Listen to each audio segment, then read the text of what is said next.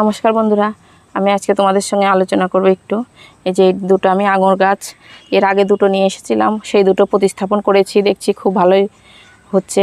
আবার এই দুটো নিয়েছি আঙুর গাছ, তো এটা তো আমি তোমরা কিভাবে সঠিক পদ্ধতিতে প্রতিস্থাপন করতে পারো সেই বিষয়ে আজকে আলোচনা করছি। তো ভিডিওটা তোমরা দেখো।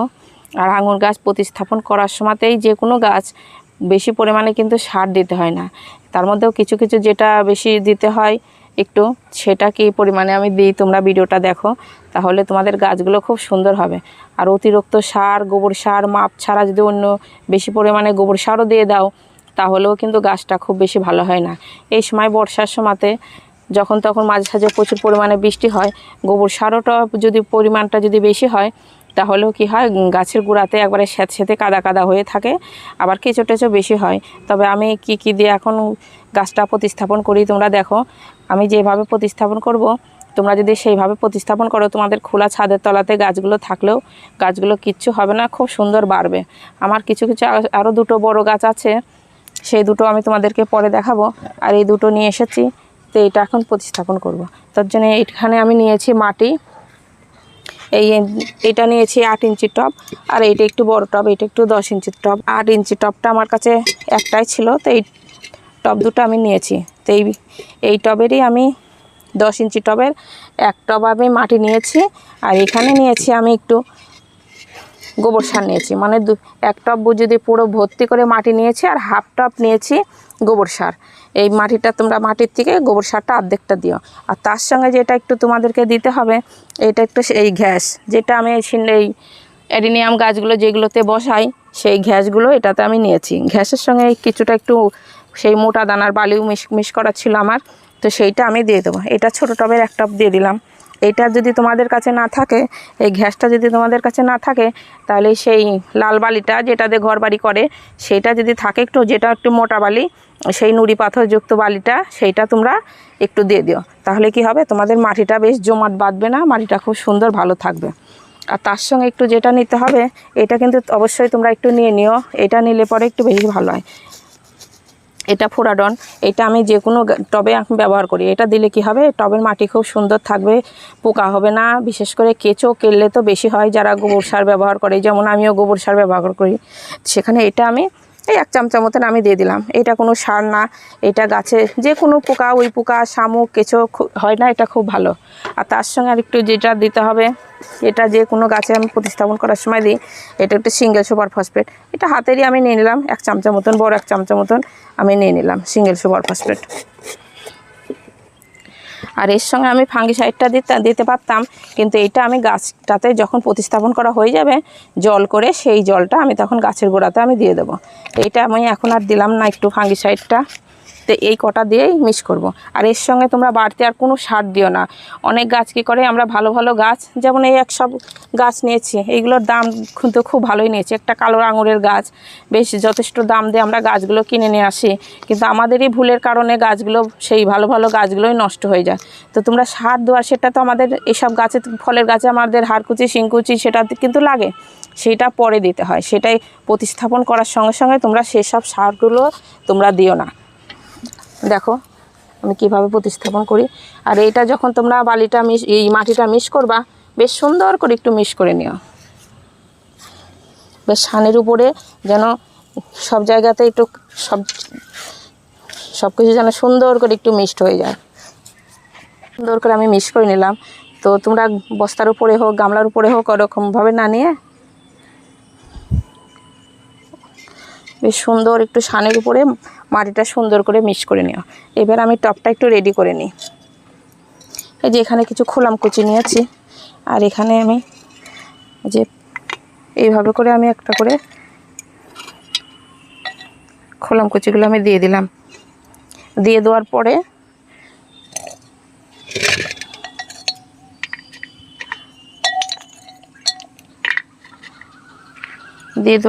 এর উপরে আমি এই ঘ্যাসগুলো একটু করে দিয়ে দেবো।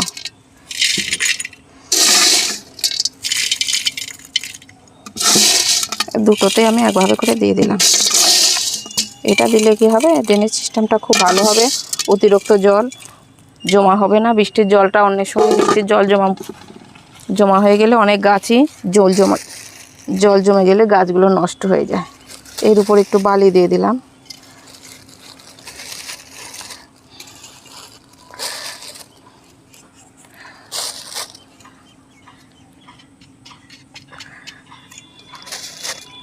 ব্যাস,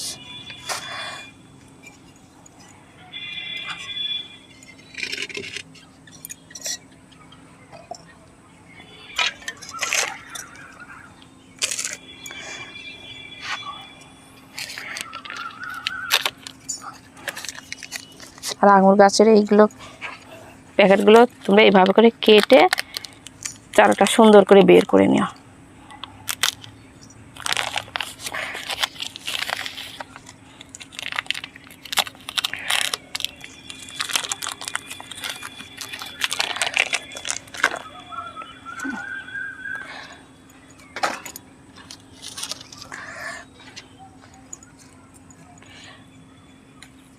যেগুলো শুকনো শুকনো পাতা আছে, পাতাগুলো একটু কেটে বাদ দিয়ে দিলাম।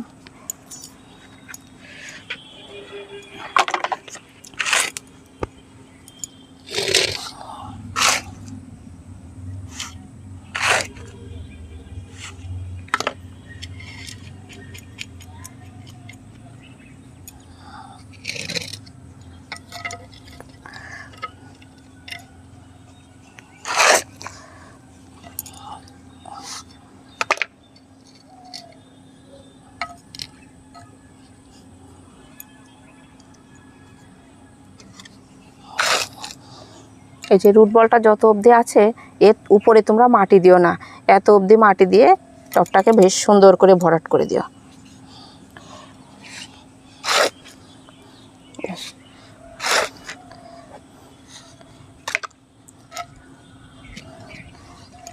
এখন ছাদেও দেখছি খুব সুন্দর আঙুর ফল ভালোই বেশ হচ্ছে, তো তার জন্য এর আগে আমি দুটো এনেছিলাম আর এই দুটো আবার এনেছি।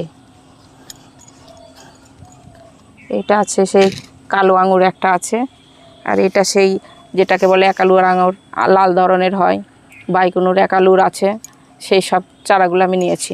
তবে তোমরা নার্সারি থেকে যদি গাছ নাও তো এই আইডি দেখে গাছগুলো নেওয়ার চেষ্টা করো। অনেক সময় এখন খুব কম দামে, খুব মানে যেগুলো ভালো ভ্যারাইটি না সেসব আঙুরগুলো অনেকে বিক্রি করে কম দামে। তো সেই চারাগুলো নিয়ে তোমরা যদি খুব সুন্দর করে ভালো যত্ন করে পরিচর্যা করে যদি গাছগুলো বসাও, তাহলেও কিন্তু সেই সকল গাছগুলো আঙুর ফল তো হবেই না, আর হলেও সেইগুলো খুব একটা বেশি ভালো হয় না। তো তার জন্য তোমরা গাছগুলো তো একবারে কত করে গাছগুলো লাগাবা, তো সেখানে যেগুলো একটু ভালো ভ্যারাইটির গাছ বেশ যেখান থেকে নিলে পরে তোমাদের কোনো ঠগার ভয় থাকবে না, সেখান থেকে গাছগুলো তোমরা নিতে পারো। এগুলো আমি অনলাইনে নিয়েছি।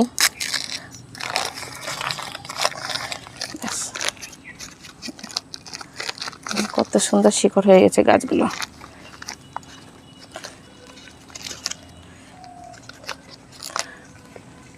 দুটো একটা শিকড় ছিঁড়ে গেলেও কোনো অসুবিধা হবে না।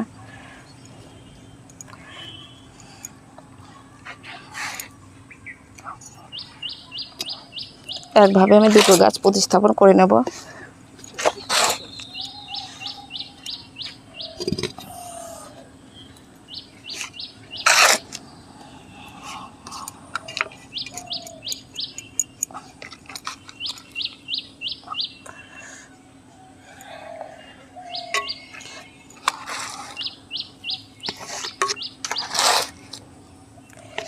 আমি সুন্দর করে প্রতিস্থাপন করে দিলাম।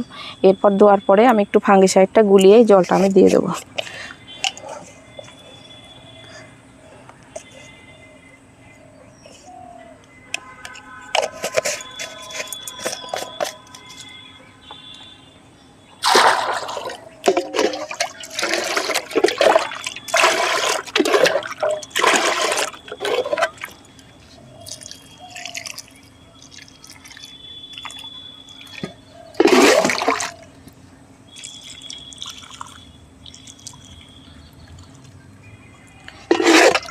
এই পাতা টাতা দিয়ে একটু ভিজিয়ে তোমরা জলটা দিয়ে দিও। ব্যাস, এই যে সুন্দর করে আমি গাছটা বেশ প্রতিস্থাপন করে দিলাম। করে দেওয়ার পরে তোমরা কি করো, অনেকে বুঝতে পারে না, আঙুর গাছ নিয়ে এসে কি করে সুন্দর অনেক একবারে ঝোপালো গাছ থাকে, যেমন এইদিকে তোমরা দেখছো এই একটা ডগা আছে, এই একটা ডগা আছে, আমি কিন্তু এখন ধরে এটা কেটে দিতে পারতাম, কিন্তু যে কোনো ডাল সঙ্গে সঙ্গে কাটতে গেলে কি হয়, একটু গাছটা থমকে যাওয়ার ভয় থাকে। তো সেখানে তোমাদেরকে যে 1 মাস ধরে অমনি থাক, 1 মাস কিংবা 10-15 দিন এইভাবে গাছটা থাক। যখন দেখবা যে এই দুটো ডগার মধ্যে যে কোনো এইটাতে যেমন দুটো ডগা আছে, আবার এইটাতে প্রচুর পরিমাণে ছোট ছোট ডগাগুলো আছে। তো এই 4-5টা ডগার মধ্যে যে ডগাটা তোমাদের দেখবা যে বেশি একটু তাড়াতাড়ি বাড়ছে উঠছে, সেইটা রেখে বাদ বাকি যত ডাল তোমাদেরকে তখন পুরো ছেটে দিতে হবে। যে একটা ধারের কিছু বেলেট নিয়ে হোক, যে কোনো কাটার নিয়ে এই যে এই ডগাগুলো এইভাবে করে ধরে ধরে কেটে দিও। কিন্তু যেটা উঁচু হয়ে যাবে, বেশ আগে আগে উঠবে, সেই ডালটা তোমরা রাখবা। যেমন এই গাছটা কিন্তু আমার বেশি দিনকার প্রতিস্থাপন করা হয়নি, এই গাছটা একটু আগে নিয়েছিলাম। এটা বেশ, যেমন এইটা আমার আসল ডালটা ছিল, কিন্তু এটা আমি কাটিনি, তার এইটা আছে পরে এসেছে, এইখান থেকে যে পরে উঠেছে। তো সেটা তোমাদেরকে খেয়াল রাখতে হবে যে কোন ডালটা তোমাদের বেশি তাড়াতাড়ি বাড়ছে।